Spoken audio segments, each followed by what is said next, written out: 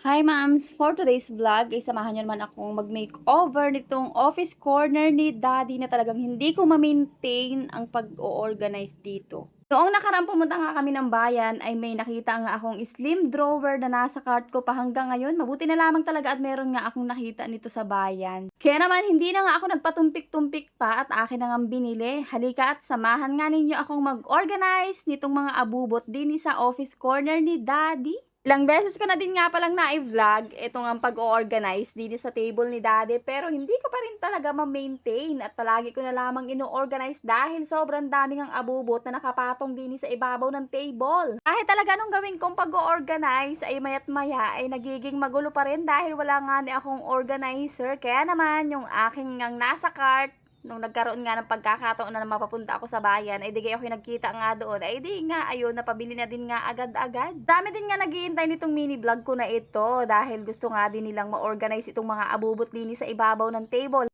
Hindi lang nga sa ibabaw meron at pati nga dun sa may ilalim, ay di sobrang dami din nga mga nakatambak. Kaya naman kahapon, after naming magsimba, ay di ito na nga ang aking napagtuunan ng pansin. Pinagtatanggal ko na nga kaagad lahat ng mga nakalagay dito sa table, ibabaw at ilalim. Pagkatapos naman ay akin na din ngang wawalisan, tapos meron na din nga akong kinuhang surface cleaner para naman matanggal nga yung mga alikabok din ay akin na din ngang pinunasan gamit ang surface cleaner. Gusto ko din nga sanang varnishan na ito, kaya nga lamang madami pang ang ginagawa, kaya linis-linis na lamang muna.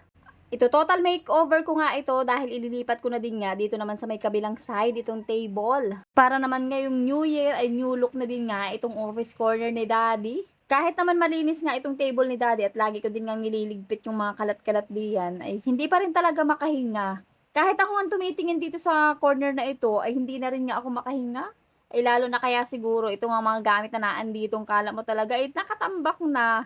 Dahil nga kapag walang organizer ay napakahirap i-maintain, masamang tingnan, masakit sa mata. Kahit ako din ay nasasakitan na din talaga sa mata. Kaya naman, heto nga at nagkaroon na ng pagkakataon ay nakabili na din nga ako. Nagkaroon ng kaunting budget kaya naman ayun, nabili ko na din nga siya. Pinalaspasan ko na din nga pala itong dingding gawa ng sobrang dami na din ngang agiw diyan. Kahit nga papaano, inuutay-utay ko ng ayusin itong bahay namin. Kahit hindi naman siya magmukhang aesthetic, basta organize yung mga gamit, tapos malinis, ay masaya na din nga ako.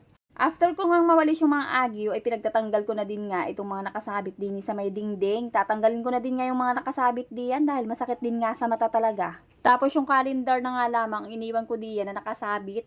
At tingnan nyo naman ang mga nakuha kong abubot na naandiyan sa office corner ni daddy. O diba, sobrang dami talaga at hindi mo na alam kung paano nga nagkasya sila doon. At pagkatapos kong malilisan ang corner na ito, ay ibinalik ko na nga ulit isa-isa itong mga nakalagay dito. Inuna ko na nga kaagad itong printer namin. Sawari ko nga ay makakahinga na itong aming printer na ito dito dahil wala na nga siyang makakasama diyan, kundi yung laptop na lamang. Nakakapag-ingay lang talaga ang mga gamit ay malamang ay yan ay mga nakapagreklamo na. Akin na din ngang pinunasan itong aming printer at marami na rin ngang alikabok.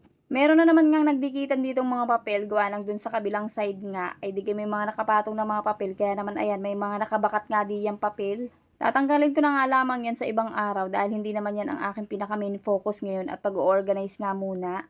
Sunod ko na ngang nilagay itong namang patungan itong aking laptop. Tapos ay kinuha ko na din ngang sunod itong ang aking laptop na ito na hanggang ngayon ay hindi pa rin talaga napapaltan. Sa katunayan mga mams, itong aming laptop na ito ay dinisable ko na nga yung keyboard niyan. Tapos bumili na nga lamang ako ng keyboard. Gustuhin ko mang paltan ito ay hindi pa nga mapaltan dahil medyo may kamahalan din talaga ang laptop. Sobrang laki talaga ng tulong nitong laptop na ito sa akin. Tapos yung printer na yan ay napakalaki din nga ng tulong. May 5 taon ko na din nga palang gamit yung aming printer na yan dahil binili ko nga yan ay nung ako ay nag-OJT pa. Sobrang laki talaga ng tulong sa amin yan, gawa ng kapag nga nagpapaprint si daddy nung mga tinatype ko ng mga bill of materials, mga specification, ay di hindi na nga magpapaprint sa labas. Napaka-useful din nga nito sa amin dahil gamit-gamit din nga yan ng mga bata kapag may mga projects at may mga assignment na kailangang i-print, ay di agad-agad ay maipiprint at hindi ko na nga kakailanganin pang lumabas. Nga lamang dahil siguro nga may 5 taon na rin are, ay digay gumibap na nga yung kulay dahil wala na nga kulay kapag ako'y nagpiprint. Sana nga ay maipagawa ko pa ang kulay na re dahil sobrang laki talaga ng pakinabang nito sa amin. Abay tuong napakwento na naman talaga ang first son. Akin na din nga munang sinet up itong ang laptop dini nga sa printer namin tapos inayos ko nga ulit. Sawari ko ngay ang uupo ngayon din ay medyo maaliwalasan na at hindi na nga maguguluhan.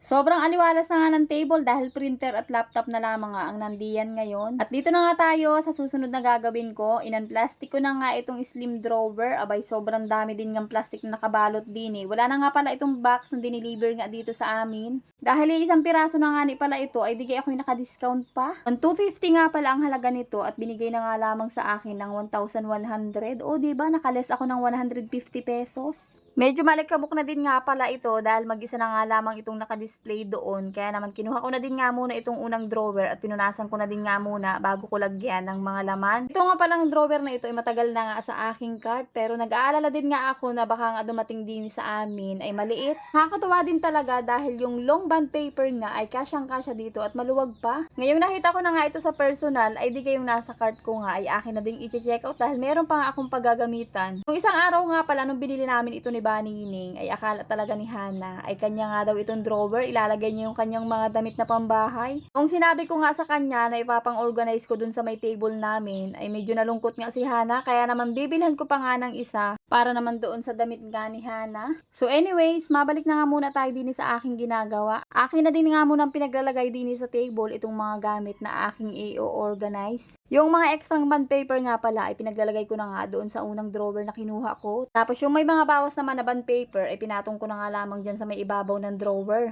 Dito naman sa pangalawa ay ang aking ngang pinaglalagay ay yung mga school supplies na hindi nagagamit, yung mga stocks kong mga school supplies ga. Dito talaga ako problemado sa mga stocks naming school supplies. Dahil nakalagay nga lamang yun sa plastic portfolio ay digay kapag kumuha ang mga bata ay gulong-gulo tapos yung iba ay kinakalat na din. Sobrang laking tulong talaga sa akin ang drawer na ito. Dahil magkakaroon na talaga ng kaayusan itong table namin na sobrang daming ang abubot. Ito naman nga sa sunod na drawer ay itong ang mga ink ng printer ang aking pinaglalagay. Inalis ko na nga din ito sa mga box. Isa din nga sa nagustuhan ko sa drawer na ito ay malalim nga. Kaya yung medyo matataas ay mailalagay mo din nga dito. Dalawang klase nga pala ang drawer na ganito. Merong 4 layer at itong ang nabili ko ay 5 layer na. Sinama ko na din nga palang ilagay dito yung ibang mga gamit na hindi madalas gamitin.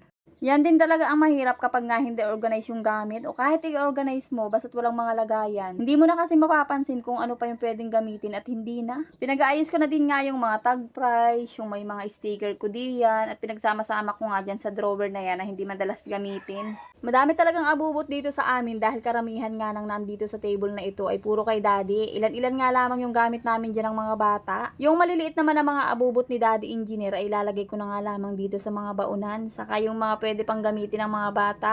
Pero yung iba naman na pwede nang itapon ay akin na din yung ipagtatatapon. Ang hindi nga lang pwedeng pakialaman diyan ay yung mga gamit nga ni daddy dahil kapag hinanap nga niya yun ay nako, yari ako kapag naitapon ko nga yung mga yun. Every time talaga na magde-declutter ako at mag-organize sa mga gamit dito sa amin, ito ang mga anak ko at si Daddy Engineer, ay kaliwat kanan na nga ang pagtatanong sa akin dahil hindi na nga nila alam kung saan mga nakalagay yung mga hinahanap nila.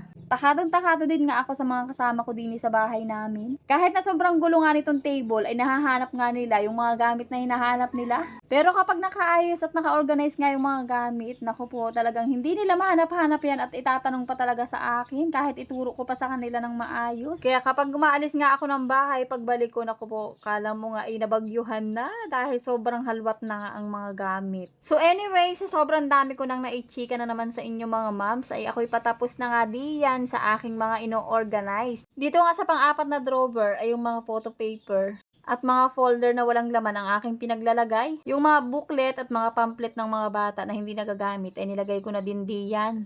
Yung mga jot down notes ko nga diyan nung ako'y nag-seminar ay akin din yung pinagtatabi dahil magagamit ko pa nga yan kapag ako'y nag-exam. Ito namang mga bond paper ay pinag-check ko na din nga muna at pinili ko din yung pwede nang itapon. Baka din nga merong mga sketch dito si daddy na hindi pwedeng itapon ay naku, malalagot talaga ako kapag naitapon ko yun. Magbuhat talaga ng may naitapon nga akong papel na akala ko'y basta papel lamang, yun pala i-resibo. Ay di nga ay hindi na nga ako umulit at lahat ng nakikita kong mga papel-papel dito sa amin ay binabasa ko muna bago dumiretso sa basurahan.